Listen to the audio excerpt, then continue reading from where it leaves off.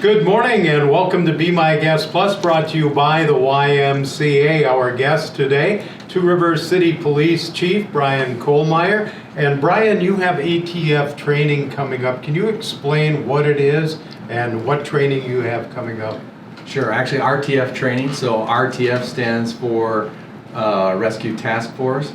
So it's kind of the latest in training that we're doing in our efforts to address active shooter type situations and making sure that we're prepared in the very unfortunate circumstance if it would happen here. So we have to be prepared. We want to make sure that we are, and we've been working on this from a county-wide perspective. So we're breaking out of those silos. It's not just law enforcement and fire and EMS. We're working together to make sure that we're doing what we have to mitigate the threat and then make sure we're getting care to any victims. So this started about 10 years ago. We started with a grant from the RTAC, Regional Trauma Advisory Council. We got kits to deal with triaging and things like that. We did a lot of awareness training for everybody throughout the county. And then we got to the Casualty Collection Point training, and some of your viewers might be familiar with that, where we had an exercise at Valders High School that was publicized quite heavily. And then about 2 years or 2.5 years ago, we did one out in Michigan. So again, countywide training, getting all those players together, fire, EMS, law enforcement, and making sure that we're trained to the current tactics and levels.